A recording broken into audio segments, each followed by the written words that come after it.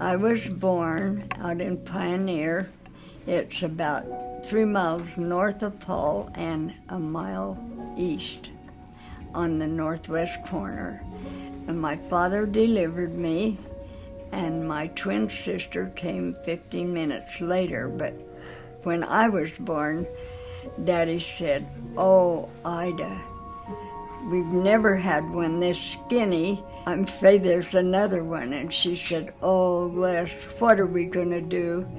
It was right in 1931 in the mid-depression, and he was milking 20 head of cows, and it took just about all that money from the milk to buy the Karo syrup for us twins formula.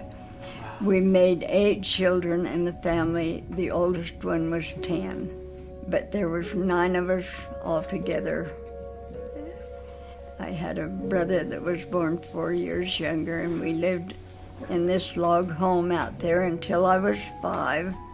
And then my father was able to put $85 down on a farm west of Paul, Idaho. And we moved there when I was 5. It was a 4-room house without water in it, with 9 children and Mother and Daddy, so 11 of us in 4 rooms. And then through the years, Daddy built on 2 more rooms, a big bedroom for the boys and a little bedroom for the girls, and so but I think how hard that must have been for my mother.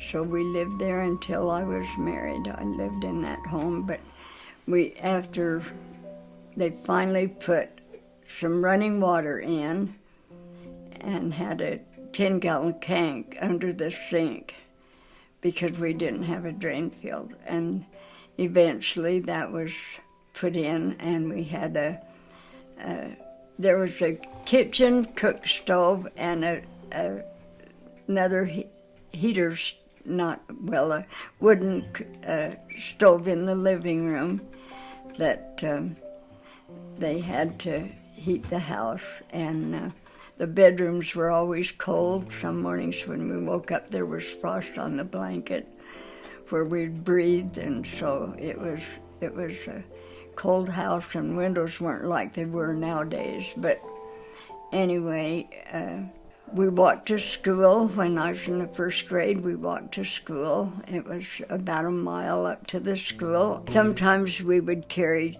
2 quarts of milk to pay for our hot lunch, which was 3 cents a meal. One morning I was carrying a 2-quart jar and dropped it just not too far from home, and I thought, oh, I won't get to have lunch for a while, but they still let me have hot lunch. And so, but sometimes we'd just have cornbread and syrup for dinner at school. That was our lunch, and a lot of macaroni and cheese. And in the winter, I caught pneumonia my 1st grade year and was out of school for a month, and I just stayed in the living room on the couch, and someone stayed up with me all night making sure that I didn't get cold and that the stove kept going, and they had water with some kind of stuff boiling in it to help me breathe better. And anyway, but I was out of school for a whole month, but they didn't want to hold me back because I was a twin, and so it made it really hard. And the next year when we went to school, well, after I got better, I rode on the back of the bike to school with my brother that was in high school, and I'd have to wait till after he played basketball at night to go home on the back of the bike with him. And finally I was able to go to school, and so I rode behind him on the bike to school for quite some time, and it was hard to catch up with the kids because they had all the phonics right through there. And then the next year when we went to school, the teacher sent me back to the first grade to get phonics, and that teacher just let me sit there. So I actually was like 2 years behind the other kids in school. And then when I was in the third grade, my parents had a lady that had taught school up in Paul, that I walked up to her place and took some lessons from her, and it gave me a little more self-confidence. And then as we always had games in the yard at night, and neighbor kids would come over, and we had a yard light, and we'd play kick the can and beckon and hide and seek, and just have a lot of fun out there. And then in the summer, we would thin beets as soon as we got out of school, and then whole beets as soon as we got through thinning them, and then we would hoe them again, and hoe them about 3 times through the summer. And when those twins were we got into the 6th grade, the teacher had me read, and she'd have them read down the row.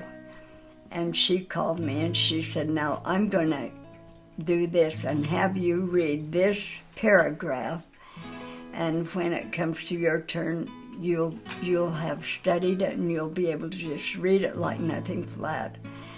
And she said, "And the kids will all be surprised at how well you read." And it gave me the confidence that I needed to go on and do better in school. And but we always had good friends. There wasn't too many in our class. There was 18 in our class, and went from first grade through high school in the same building.